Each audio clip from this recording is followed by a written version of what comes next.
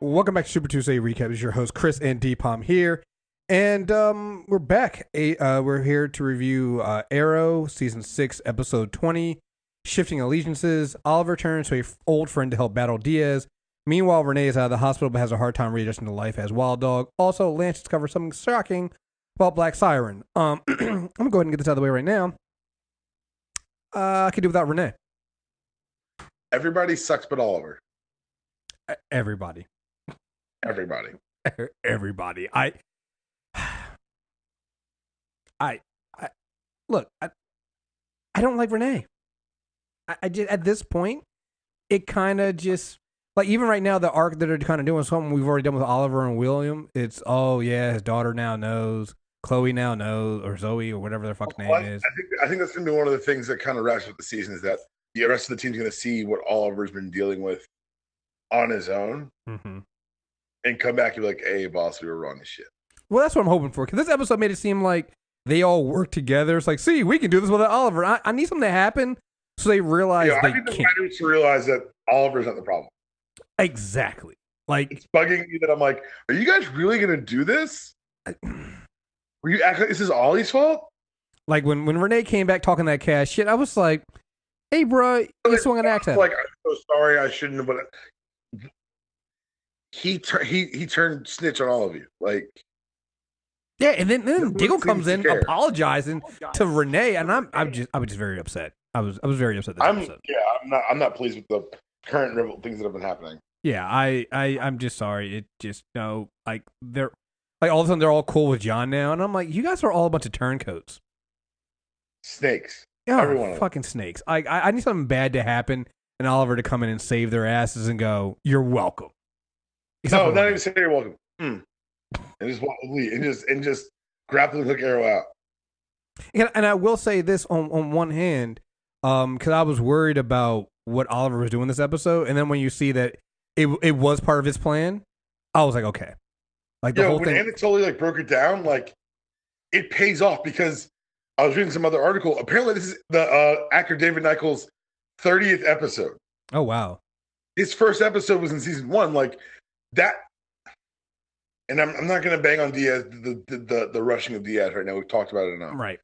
But that was stuff that paid off. Oh, absolutely. The stuff with Anatoly paid off. They've got great relationship. They've got a great chemistry, and watching it pay off here, it felt earned. Mm-hmm. You know, seeing because I'm not gonna lie, it was you always when Anatoly and Oliver broke up, it was kind of a major thing because they were brothers and they were close. Like when you've seen everything they've gone through, yeah, Anatoly is in the brothel and yeah, he is a criminal, but like they have a bond there. And in seeing them fall apart and break up, it was kind of you kind of felt kind of bad because again, it's family. Well, the interesting thing that Oliver did by even doing what he did is that he's showing a plan what happened to him that wasn't planned.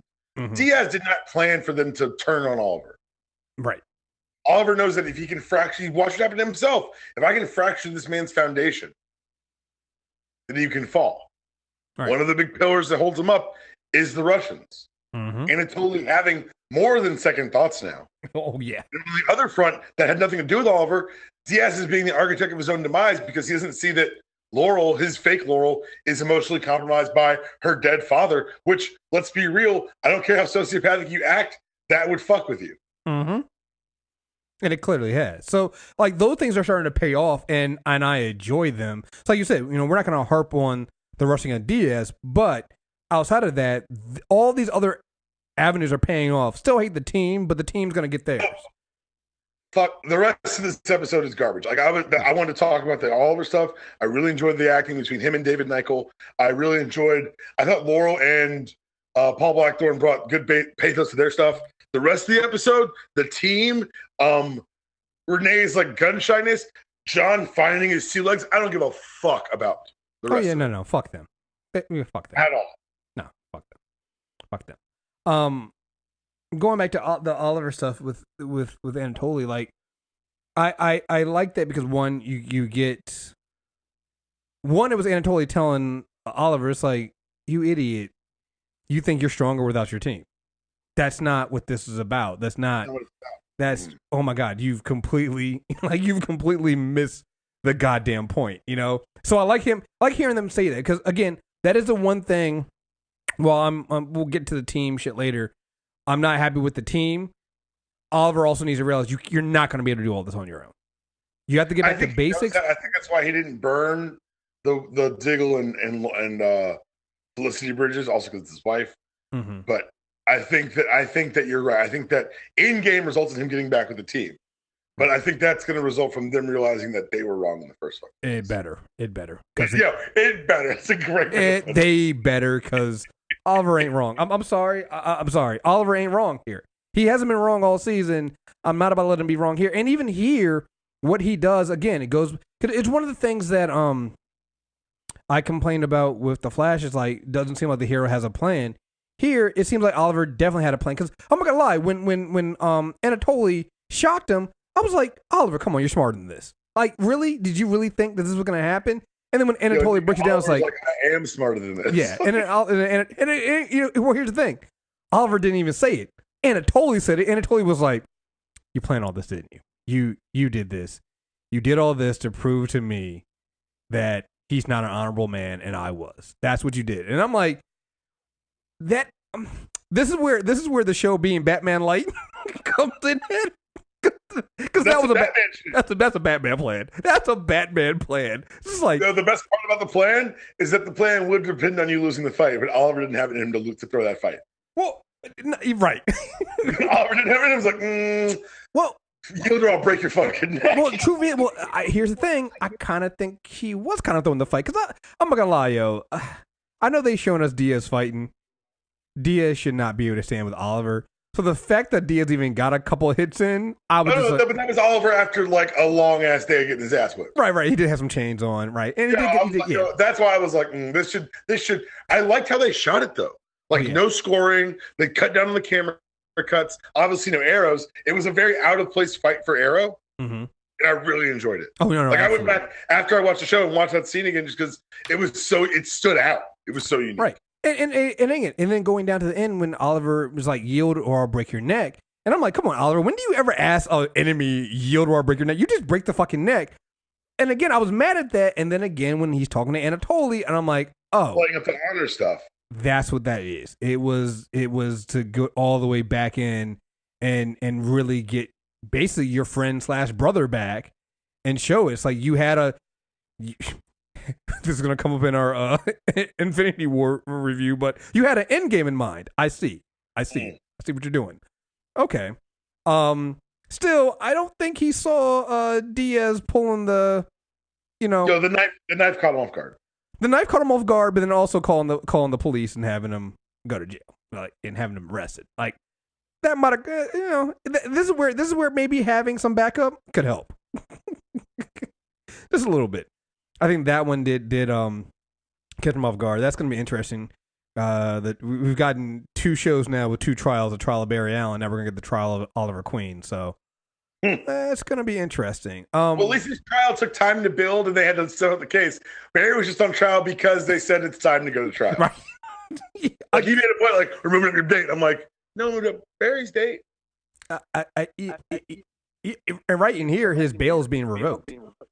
We forget Barry never got bail. What the fuck? Right, we forgot that Oliver was on bail. It just kind of goes to show you, Arrow's been the better show, guys. Structurally and story wise, it has. I mean, I think the talent is on the Flash, but when it comes to the story, I think Arrow has had the better, more cohesive story, even with the problem with Diaz. Because here's the thing. We've been saying that we have a problem with the way they did Diaz. We would have done it better.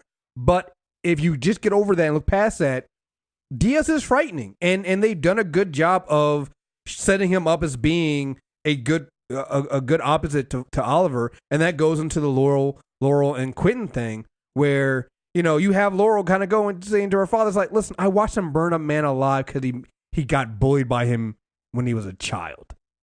He burned the man alive in front of me. He's kind of shook too, low key. Yeah, and I'm like, because again, thinking what I love is about the way they handled it is Quentin reacted, I think, finally the way Quentin's actually been reacting the way I think we all would have. He's trying to be very protective of Laurel because why? It's finally his daughter back. Yeah, we know it's not his daughter, but it's his daughter as far as he's concerned. So he's finally got her back. His other daughter's going through time, and I don't even know does he even know Sarah's alive? I think he knows she's alive because she came by at one point. Remember? Okay, yeah. So, he's got Laurel here. Then he knows that she betrayed him when Diaz shows up, and so he's like, I'm not trusting you. But then he also saw the fear because then he said one thing to her when she was in his office. I was like, listen, we can bring down buildings if you wanted to. You want me to believe that you're afraid of Diaz? Come on. And then kicks her out of the house. Then does that thing when, your dad is like, maybe I was a little too hard. All right. It does seem like you're kind of afraid of him. And she breaks it down. You're like, yeah, he's definitely afraid of her. I mean, she's definitely afraid of him. And be honest, for good fucking reason. Yeah. I mean, Diaz has control of everything. He now sits on them as a member of the Quadrant. He has all of Star City, in his pocket basically, and he doesn't. It's what Anatoly said. It's like he has no. I can't remember exactly what Anatoly said, but he has no code. He has no honor. Yeah, he doesn't. He doesn't. He doesn't do. He's not doing it for revenge. He's not doing it. He almost has no fear. It's just like he's a scary dude when you think about it. Yeah, it's like sorry, or I guess Mayor. He told Mayor Lance, "You're now the mayor of my city." Mm-hmm. Like, and Oliver, I don't know if I agree with it, but he said it, and he said it twice now. He took over the city while I was distracted. Mm-hmm. And because he kind of was like, that's really kind of what happened. Yeah. And it wasn't. I think Oliver's right and wrong on that. He's right that he was distracted, but I don't think it was because of the team. Like I think Oliver thinks he was distracted because of the team, but I don't think so. I don't think with the team. It's like because one, you were being mayor. Well, I think it was the confluence of trying to juggle everything after they blew up the island last season. Oh, absolutely. William, team, and his new marriage, and his baby mama dying, and all this shit. I think it came to a head, and I think to a point it is correct to say he was overwhelmed and handled this poorly. Mm-hmm. But it was a good plan by Diaz. Oh yeah, it's an amazing plan by Diaz. To do everything he's done, and it took time, and which I think also goes to the idea of why they wanted to bring Diaz in at the second half to show that he's been planning this and taking the time. Again, still could have done a little bit better, but yeah. I think, and I think we say this every year with Arrow. Arrow always finishes strong, mm-hmm. And I think we're seeing that now. They're coming in strong, bringing everything together. So the problems we had early on with some things are starting to make more sense now. They're starting to come together and can be more forgiven. And I think just like the Flash, the breaks don't help. Right. And I don't think it's a weird thing because I don't think the breaks are necessarily a problem with the writing or the show itself because I don't know if CW tells them when they're going on break before they. Yeah, I was going to wonder that too. If they have the break scheduled when they're breaking the writing room, right? It doesn't feel like they do, and I don't think they do. Whereas I think ABC and Marvel and they do. I don't think the CW shows do, and I think that hurts them. And I don't want to. I mean, obviously we have to bring it up because it does matter and does affect the show. But I also don't think that it necessarily always translates into being a writing problem with the show, if that makes sense. Because it just like there's nothing they can do if they write something and all of a sudden CW's like, okay, we're going on break this weekend. It's like, but wait, we didn't schedule a break in the writing for that. That's not how the story is going. So,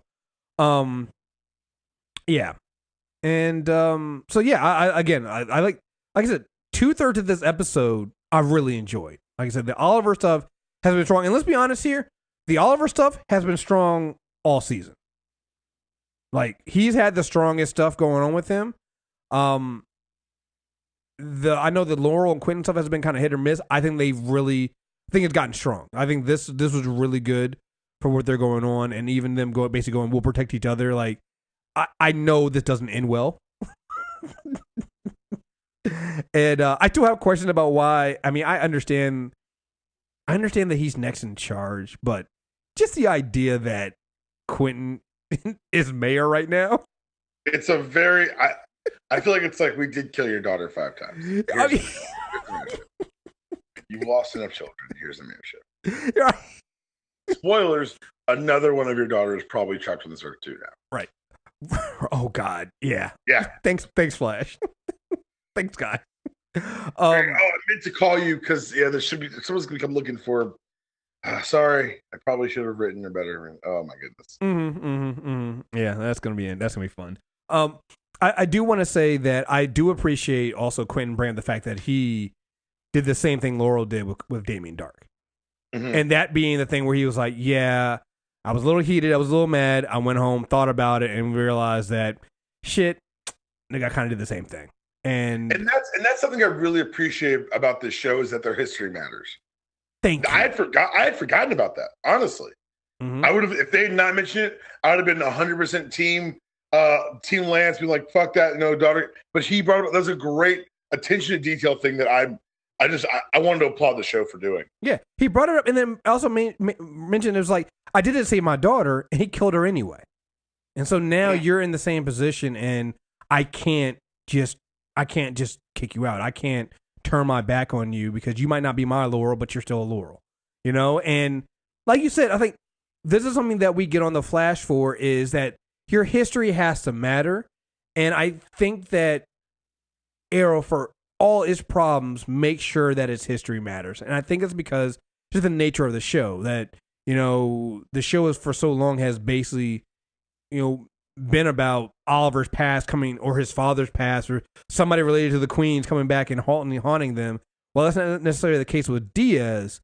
It still seems like it's kind of baked into this show, and so the characters remember the things they've done, and they're informed by the things they've done in the past, and it matters. You know, it's, you know, even down to fucking Diggle's, you know, Diggle calling the other dude in Argus sir. He's like, we're not really here. And you remember, Diggle's from the military. It's just like, these kind of things matter, and I really do appreciate the show for it.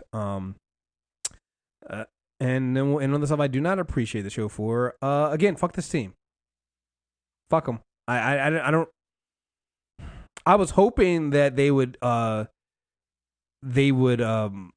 step on each other when Diggle came in, and they would see that, oh, see, you ruined my thing, and then they got together. I'm like, God damn it! Like, all I'm gonna say on this one is, y'all better make this team better.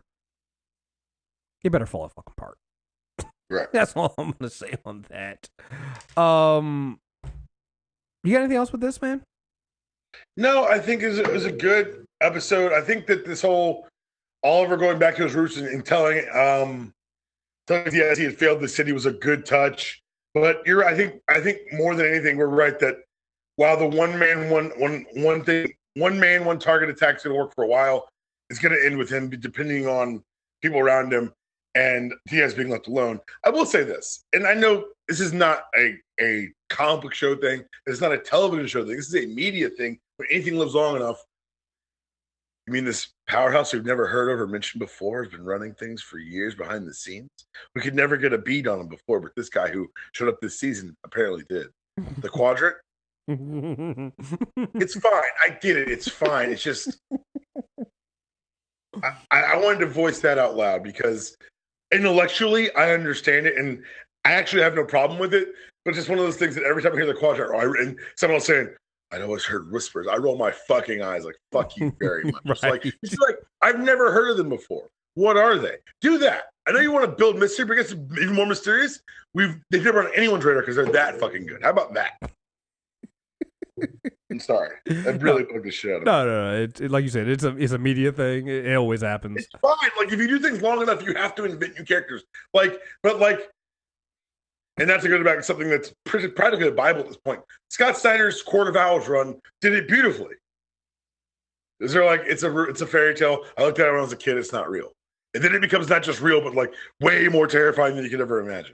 Mm-hmm. But this is like the quadrant. We've heard whispers. There've been rumblings in the dark web. They just throw out words like, "Oh, that's gonna lampshade this somewhere on the." Oh, they have their hands in everything. Moving drugs, weapons, cryptocurrency. What the fuck? Look, I'm sorry.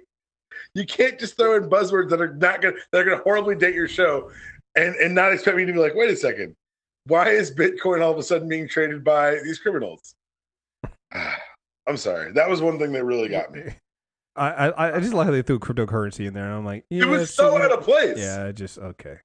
Weapons, drugs, people, cryptocurrency. Excuse me? What are these for? Doesn't belong. Yeah, one of these is a victimless crime because it's fake money. I don't.